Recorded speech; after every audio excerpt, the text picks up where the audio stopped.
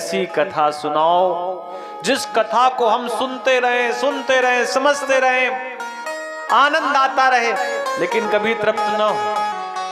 कथा सुनने वाला एक ही कामना करता है कि भैया कथा ऐसी सुनाओ कि तृप्ति ना मिले, क्योंकि तृप्ति मिल गई तो फिर कथा सुनने का आगे से मन नहीं होगा। इसलिए कथा ऐसी हो कि भले ही 6 घंटे कथा हो जाए, लेकिन बाद में फिर ऐसा लगे थोड़ी देर और हो जाती तो आनंद था। सूत जी सौनक जी से छोटे हैं, उम्र में तो नहीं बता सकते, लेकिन संप्रदाय में छोटे हैं। जितनी भी कथाएं आप लेंगे तो मालूम पड़ेगा 88,000 ऋषि मुनि बैठे थे, तो उनमें से 88,000 क्यों नहीं बोले, सौनक ही क्यों बोले? क्योंकि उन 88,000 ऋषियों में सबसे कोई श्रेष्ठ हैं तो सौनक जी हैं। और सूत जी महाराज तो भैया बहुत पिछड़े हिस्से के व्यक्ति हैं, जिनकी माता बड़े कुल की हो और पिता छोटे कुल का हो। वैसे तो विवाह में सब लोग परंपरा जानते हैं कि पिता का कुल या वर का कुल बड़ा होना चाहिए बेटी के कुल की अपेक्षा, इसीलिए लोग थोड़ा देख करके विवाह करते हैं। ऊंचे कुल में अपनी बेटी का विवाह करते हैं, ऊंचे परिवार में। लेकिन यहां जब विपरीतता हो गई, पिता का कुल बड़े परिवार का और माता का कुल छोटे परिवार का, तो क्षुद्र संतान हुई। उसी संतान को सूत जी के नाम से जाना जाता है। सूत जी ने बड़े विनय के साथ कहा, कहां ब्राह्मण परिवार के विप्र लोग, कहां मैं क्षुद्र। सौनक जी ने कहा, परिवार को एक तरफ करो, सत्संग करो बैठ करके।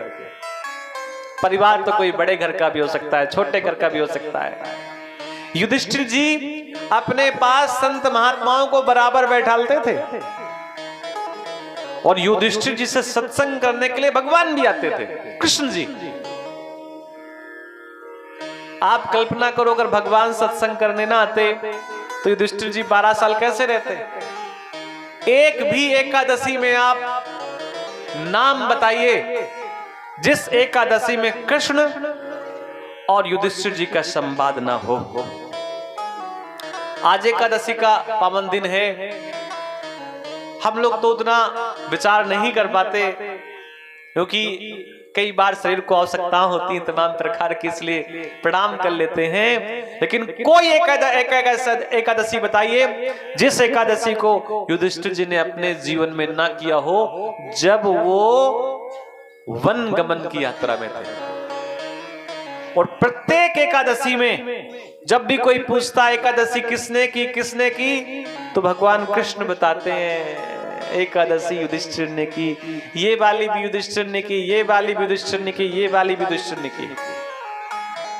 युधिष्ठिर जी इतना सत्संग करते थे कि भगवान भी सत्संग करने आते थे, संत महात्मा भी करने आते थे। और युधिष्ठिर जी कहां चक्रवर्ती राजा और कहां संत महात्मा। एक छोटा सा प्रसंग आपको सुनाते हैं। जब युधिष्ठिर जी राज्य से बाहर कर दिए गए, वन गमन की यात्रा में भेज दिए गए, तो युधिष्ठिर जी के साथ हजारों की संख्या में संत महात्मा चलने लगे। और ये संत महात्मा पहले से ही थे, जब युधिष्ठिर जी इंद्रप्रस्थ के राजा थे तब से ये संत महात्मा थे।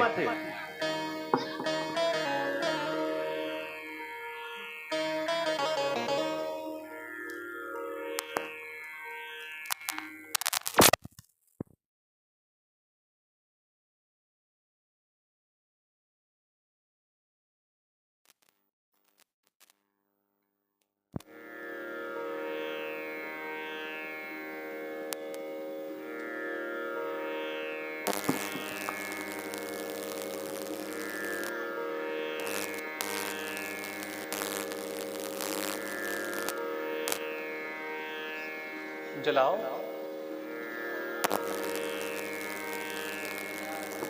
हाँ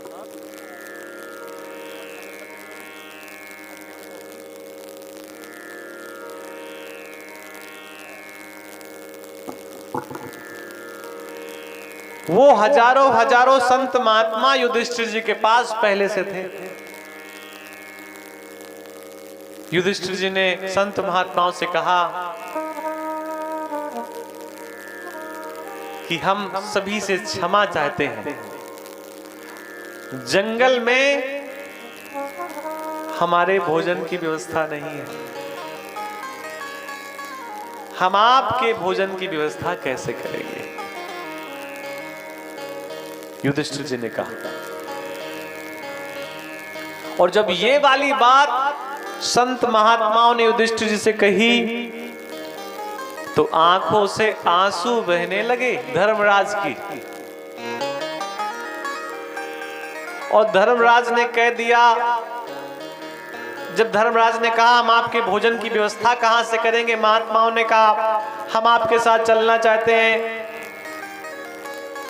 तो युधिष्ठिर जी की आंखों से तो आंसू कम गिरे, महात्माओं के आंखों से आंसू नदियों की तरीके बहने लगे। और उन्होंने कहा धर्मराज, इतना सत्संग आप करते हैं और छोटी सी बात आप नहीं समझ पाए, हम क्या तुम्हारे साथ खाने पीने के लिए चलेंगे क्या? अरे खाने पीने की बात करो तो हम कहीं से भी मांग के खा लेंगे, हम तो केवल और केवल तुम्हारे साथ सत्संग की भूख से चलने के लिए तैयार हैं। हमें भोजन नहीं चाहिए, क्योंकि हमें पता है आप राजा नहीं हैं, आपको वल्कल वस्त्र धारण करने, आपको स्वयं अपने भोजन के लिए कहीं न कहीं परिश्रम करना पड़ेगा।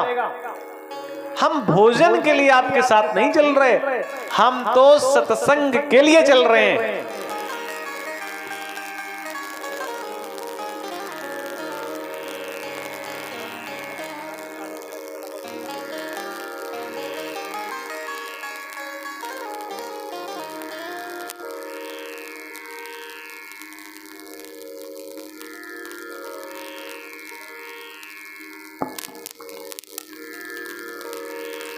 तब युधिष्ठिर जी ने अपने ब्राह्मण से प्रार्थना की, गुरुदेव क्या कोई ऐसा उपाय नहीं है कि महात्माओं की भोजन की व्यवस्था हो जाए? तो ब्राह्मण देवता ने एक बात कही, अगर सूर्य की प्रार्थना कर ली और सूर्य देवता प्रसन्न हो जाएं, तो तुम्हारे मन की सभी प्रकार की अभिलाषाएं दूरी हो सकती हैं, सब अभिलाषाएं पूर्ण हो सकती हैं। 12 दिन तक युधिष्ठिर जी ने सूर्य की प्रार्थना की और सूर्य भगवान बड़ी जल्दी प्रसन्न हो जाते हैं। सूर्य देवता को प्रसन्न करना हो तो ऐसा कहा गया, नमस्कार प्रियम भानु। भानु कहते हैं सूर्य को। और सूर्य कैसे प्रसन्न होते हैं? केवल नमस्कार करने से।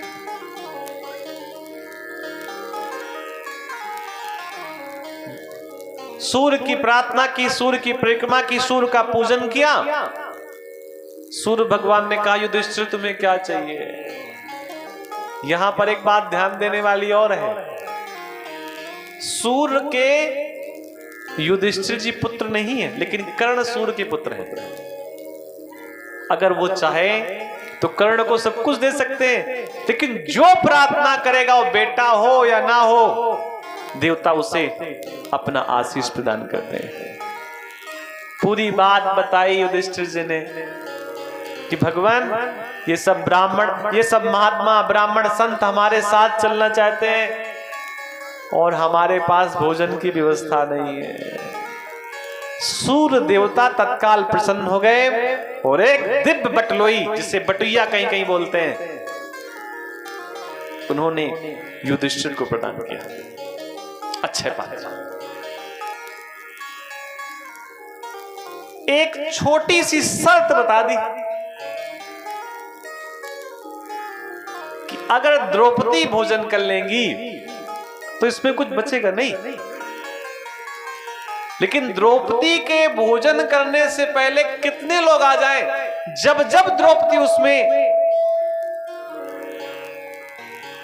दाल निकालने के लिए, सब्जी निकालने के लिए, साग भाजी निकालने के लिए, जब उसमें कुछ भी पात्र डालेंगी वो खाली नहीं आएगा। लेकिन द्रौपदी के खाने के बाद उसका उस दिन का असर समाप्त हो जाएगा।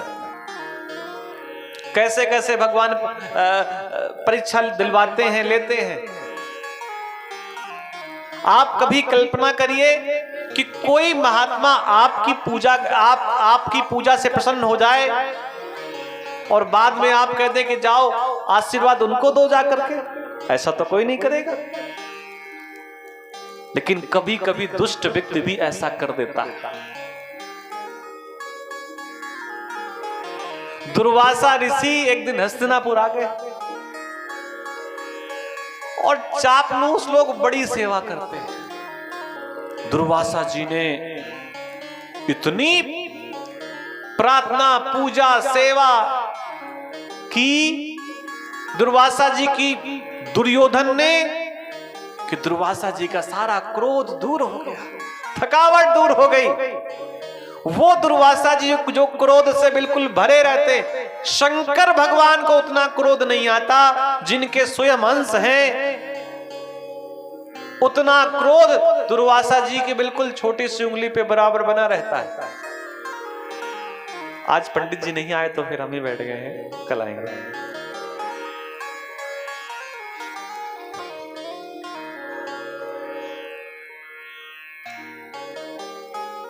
दुर्वासा जी की बड़ी प्रार्थना, पूजा दुर्योधन ने की। दुर्वासा जी ने कहा, क्या चाहते हैं आप? आशीर्वाद मांगो।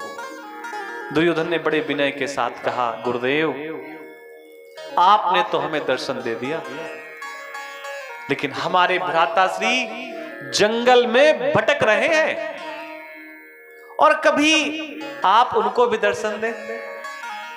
कथा का एक एक प्रसंग श्रवण करिएगा, नहीं तो बाद में मन में भाव जगेगा कि ये कथा कैसे क्या कहां पहुंच गई। आप उन्हें भी दर्शन दें। आप मुझे आशीर्वाद देना चाहते हैं तो मेरी कामना यह है कि आप उन्हें भी दर्शन दें। लेकिन थोड़ी सी प्रार्थना और है, उनके पास व्यवस्थाएं भोजन आदि की नहीं है। आप तभी जाना जब द्रौपदी जी ने भोजन कर लिया हो। जब द्रौपदी जी भोजन कर ले तब जाना। एक दिन मन आया दुर्वासा जी का, लाखों शिष्यों के साथ पहुंच गए द्रौपदी जी के यहां। कब? जब द्रौपदी जी ने स्वयं भोजन कर लिया तब। आप कल्पना करिए, हम आपके घर में शाम को 8 बजे आ जाएं, शाम को 8 बजे, तो इसका मतलब है शाम को अगर आए हैं तो फिर भोजन आपके हाथों में मिलना ही चाहिए, भले ही हम कितना मना करें। अब दुर्वासा जी पहुंच गए तो माता ने पूछ लिया द्रौपदी जी ने कि भगवान आप आ गए हैं और प्रसाद तो कौन मना करेगा खाने के लिए, बोलो भाई। बस कितनी भी क्यों ना भरी हो, कंडक्टर के लिए जगह बनी रहती है। पेट कितना ही भरा हो, अगर बढ़िया सी मिठाई सामने रखी हो तो पंडित जी हमारे पीछे बैठे हैं, माला जपने वाले महाराज जी, वो थोड़ी सी जगह ऐसी पेट में होती है कि बढ़िया मिठाई वो उसमें कहीं ना कहीं एडजस्ट हो जाएगी।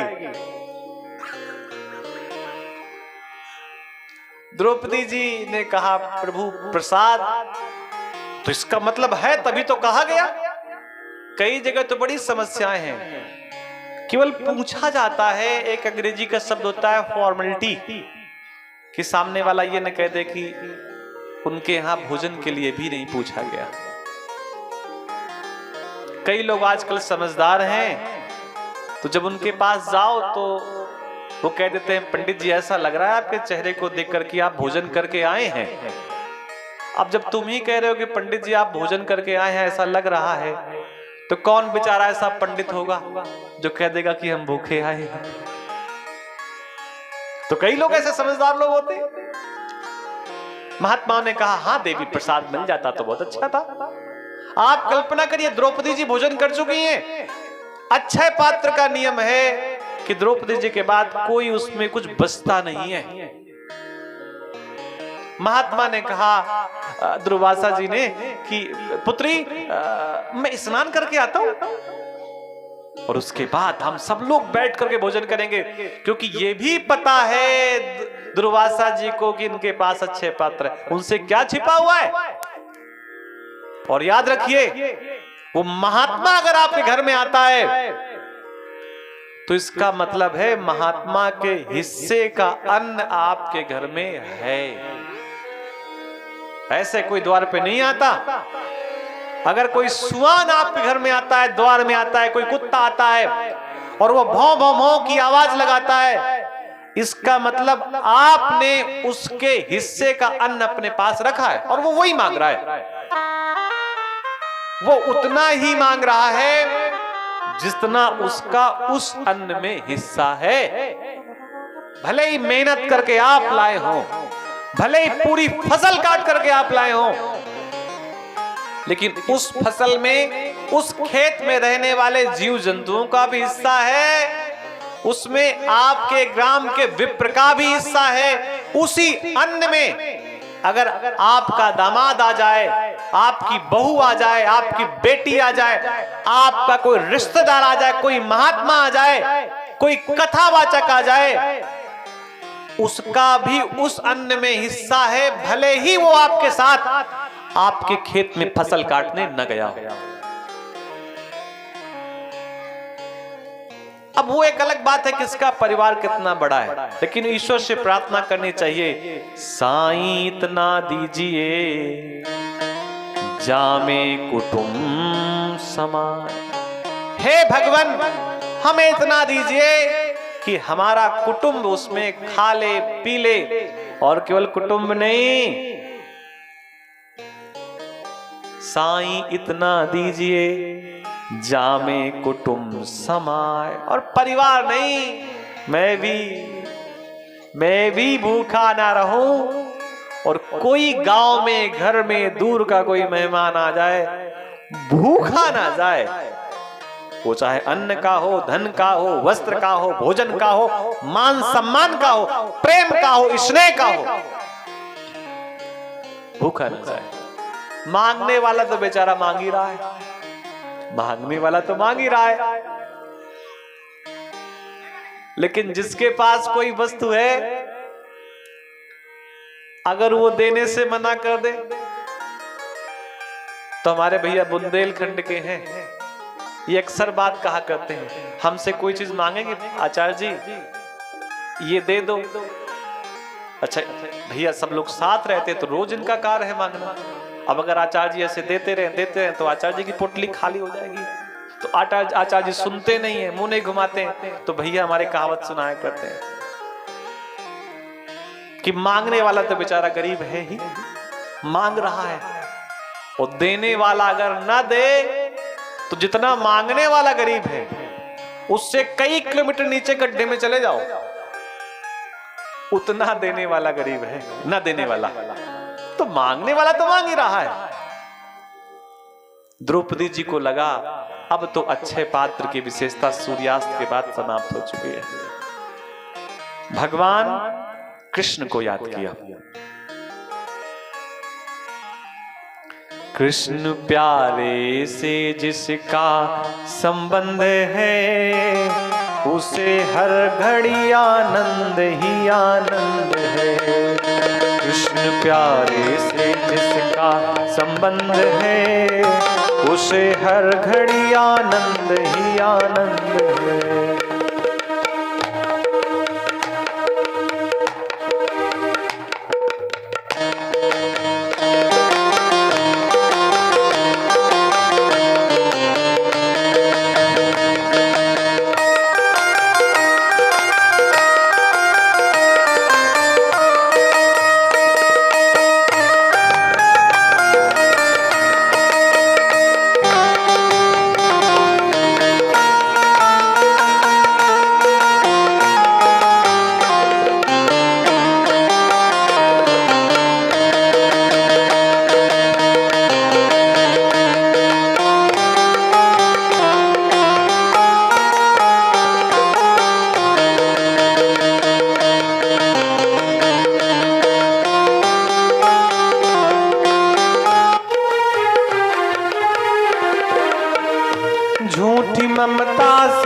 करके किनारा, झूठी ममता से करके किनारा, लेके सच्चे प्रभु का सहारा, लेके सच्चे प्रभु का सहारा।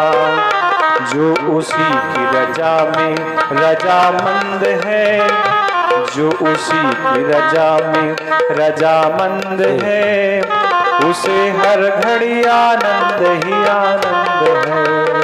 प्रभु प्यारे से जिसका संबंध है, उसको हर घड़ी आनंद ही आनंद है। प्रभु प्यारे से जिसका संबंध है, उसको हर घड़ी आनंद ही आनंद है।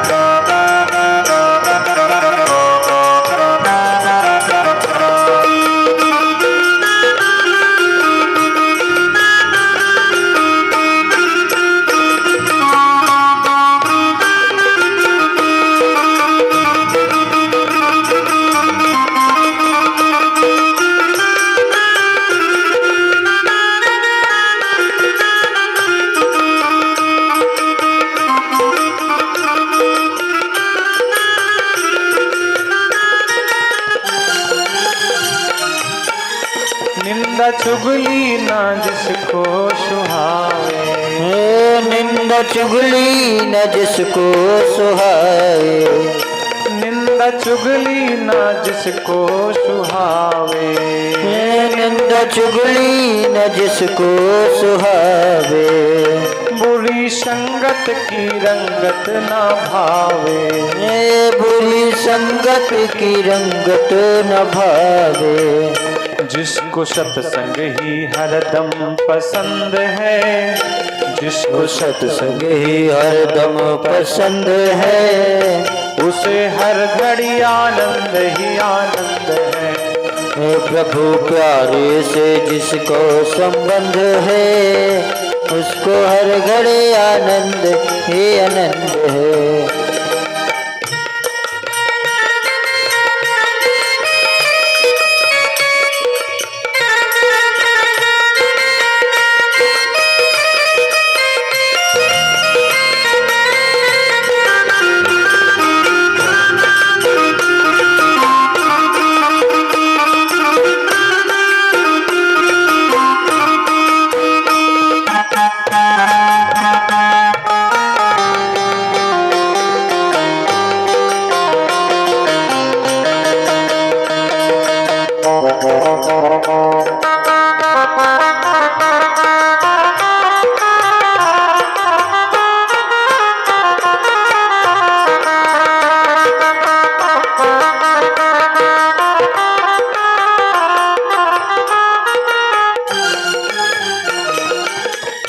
संत ऋषियों की वाणी को मानो, संत ऋषियों की वाणी को मानो, संत ऋषियों की वाणी को मानो, संत ऋषियों की वाणी को मानो। प्रेम भक्ति की महिमा को जानो, प्रेम भक्ति की महिमा को जानो। जिसके हृदय में बाल मुकुंद है, जिसके हृदय में बाल मुकुंद है, उसे हर घड़ी आनंद ही आनंद है। जिसके हृदय में राम मुकुंद है, उसे हर घड़ी आनंद ही आनंद है। प्रभु प्यारे से जिसको संबंध है, उसको हर घड़ी आनंद ही आनंद है, उसको हर घड़ी आनंद ही आनंद है। प्रभु प्यारे से जिसका संबंध है, उसे हर घड़ी आनंद ही आनंद है। द्रौपदी जी का जितना संबंध भगवान कृष्ण से है, शायद उतना भगवान की अनेकों अनेक पत्नियों का संबंध भगवान से नहीं है जितना जुड़ाव। कई बार घर का विशेष व्यक्ति बैठा तो घर के बगल में होता है, कई बार अपना भाई बैठा तो बिल्कुल चारपाई में ही होता है, कई बार व्यक्ति की पत्नी बैठी तो बिल्कुल निकट होती है, कई बार पड़ोसी की दीवार तो हमारी दीवार से बिल्कुल चपकी होती है और देखने में ऐसा लगता है कि ये इनके साथ है, इनसे जुड़े हुए हैं, इनके निकट हैं। लेकिन ऐसा नहीं होता। शरीर बैठा होता है और मन, हृदय, दिल, आत्मा सब दूर रहता है। लेकिन द्रौपदी जी बैठी तो पांडवों के पास है, बैठी तो पितामह, खड़ी तो पितामह भीष्म के सामने है, बैठी तो कृपाचार्य के सामने है, बाल तो दुशासन खींच रहा है, सिंहासन पर तो भैया एक आंख बंद किए बैठा है जन्मजात। एक को तो ईश्वर ने कुछ ऐसा निर्मित कर दिया कि वो देख ही नहीं सकता, और एक ऐसा है जो देख तो सकती है, लेकिन इस चक्कर में है कि जब वो नहीं देख सकते तो मैं क्यों देखूं। कितनी विडंबना है। अगर आंखें दी तो इसका मतलब बंद करने के लिए थोड़ी दी है। धृतराष्ट्र जी नेत्रहीन थे, गंधारी नहीं। वो थी तो सबके आसपास निकट। घटना तो हस्तिनापुर में घट रही थी, लेकिन द्वारिका के राज्य में सिंहासन पे बैठे द्वारिकाधीश को नींद नहीं आ रहे थे। प्रभु प्यारे से जिसका संबंध है, बैठी तो इतनी दूर है लेकिन संबंध द्वारिकाधीश से बना करके रखा, और वही संबंध आज जंगल में भी है। जब हजारों हजारों की संख्या में संत महात्मा द्रौपदी जी के द्वार में आ गए। प्रभु प्यारे से जिसका संबंध है, जिससे संबंध पहले से है, उसकी कुंडी बार बार नहीं खटखटानी पड़ती, और उसे पता रहता है कि इससे संबंध तो मेरा है, मुझे तो केवल याद दिलाना है, कहना भी नहीं है। प्रभु प्यारे से जिसका संबंध है। द्रौपदी जी ने भगवान कृष्ण को याद किया, भगवान कृष्ण आ गए। वो तो सारी बात जानते थे, लेकिन फिर भी भक्त को अपनी बात कहनी पड़ती है धीरे से। जानता तो परमात्मा सब कुछ है। पूरी बात कही द्रौपदी जी ने, तो भगवान ने कहा कुछ तो होगा अच्छे पात्र में, मैं भी तो देखूं। द्रौपदी जी ने कहा कहीं कुछ नहीं है। भगवान ने कहा जब कुछ नहीं होता तब भी कुछ होता है, दिखाओ तो सही। भगवान ने झांक करके देखा, एक कहीं साग का पत्ता चिपका हुआ था कोने में। अरे भगवान ने कहा इतना बहुत है, और भगवान ने उसे निकाला, जिह्वा पे रखा, गले से नीचे उतारा, और जैसे ही कंठ से नीचे उतरा, वो जो हजारों हजारों संत महात्मा नदी में नाक बंद करके डुबकी लगा रहे थे, उन्होंने जैसे ही वहां से डुबकी से लगा करके बाहर निकले, ऐसी डकार आई जैसे पूरा ब्रह्मांड छक गया हो। तो ही तृप्ता, अगर तुम तृप्त हो गए तो पूरा का पूरा संसार तृप्त हो गया। महात्माओं ने कहा गुरुदेव अब स्नान करके हम लोग वापस चलते हैं उसी आश्रम में। दुर्वासा ऋषि ने कहा अब उस आश्रम में जाने की आवश्यकता नहीं है, क्योंकि वहां कोई और बैठ गया, कोई और पहुंच गया, वहां तो भैया ऐसा लगता है यशोदा का लल्ला वहां पर द्रौपदी के निकट बैठा है। अगर सम्मान चाहते हो तो वैसे ही लौट जाओ। और कौन कोई भूखा है? जब स्वयं जगन्नाथ छक गए तो फिर भैया किसी और को दिखाने की आवश्यकता क्या है? हे सूत महाप्राग सर्व सिद्धांत विद प्रभो आख्या ही में कथा सारम पुराणा नाम विशेषता। जब कोई ये कह दे कि भैया कथा सुनाओ, तो अगर कोई ये कहे भैया कथा सुनाओ, तो कथा कहने वाले का एक बार नहीं, उस कथा कहने वाले को कई कई बार सामने वाले को धन्यवाद कहना चाहिए। धन धन गिरिराज किशोरी। जितनी बार माता पार्वती ने प्रभु राम की कथा सुनने के लिए निवेदन किया, तो एक बार धन्यवाद भगवान से नहीं दिया। धन धन गिरिराज किशोरी, एक बार से काम नहीं चलता। शिव कई बार धन्यवाद देते हैं व्यक्ति का जो राम की कथा सुनने का निवेदन करता है। धन्यस्तम मुनि सादूलम श्रवण प्रीति लालसा अतो विचार्या सुधिया वच्मी शास्त्रम महोत्तमम्। हे मुनिश्रेष्ठ शौनक, आप धन्य हैं।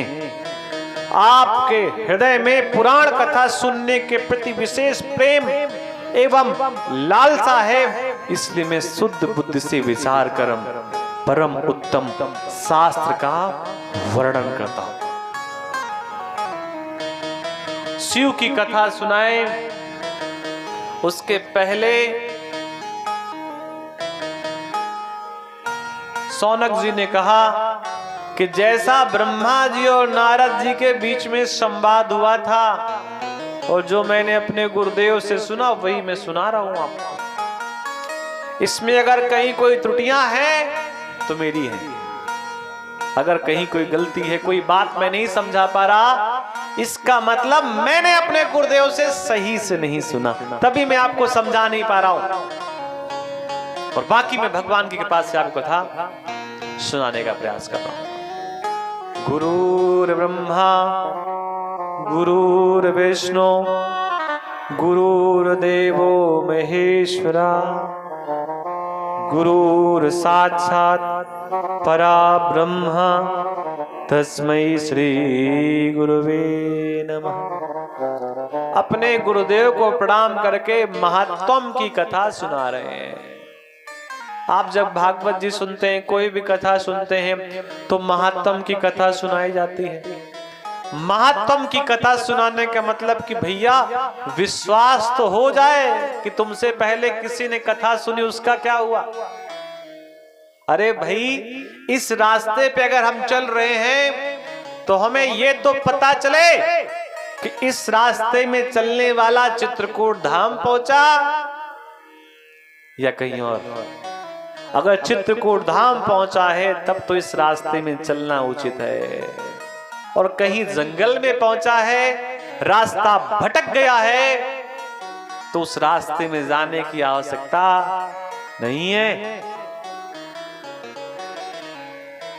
नामृतम पीबताम लोके मुक्ति क्वापि सभाजते शंभो कथा सुधा पानम प्रत्यक्षम मुक्तिदायकम। जहां पर शिव की कथा होती है वहां से भूत प्रेत भग जाते हैं, और जहां भगवान कृष्ण की कथा होती है वहां भूत प्रेत आ जाते हैं। भगवान राम ऐसा कहते हैं ना कि जो शिव का पूजन करता है वो मेरा परम भक्त है, तो भगवान शिव भी कहते हैं जो हरि का गुणगान गाता है वो मेरा परम भक्त है। तो भूत प्रेत भक्त किसके होते हैं? भगवान शिव के। तो ये राम जी कथा सुनने कहे जाते हैं, शंकर भगवान को दिखाने के लिए कि हे बाबा भोले, मैं राम की कथा सुन रहा हूं, मैं उनका पक्का वाला भक्त हूं। तो भगवान कहते हैं ठीक है फिर आजा, अगर राम का भक्त है तो फिर मेरे गले लग। शिव की कथा जहां होती है, भूत प्रेत कथा को श्रवण नहीं कर पाते, बड़ी कठिनता होती उन्हें कथा सुनना। जहां बम बम भोले की जयकार होती है, वहां भूत प्रेत ठहर नहीं पाते, ऐसा शिव पुराण कथा कहती है। एक ब्राह्मणों का गांव था और वो गांव का नाम था बासकल। समुद्र के तट पे बासकल नाम का एक ग्राम था और उस गांव में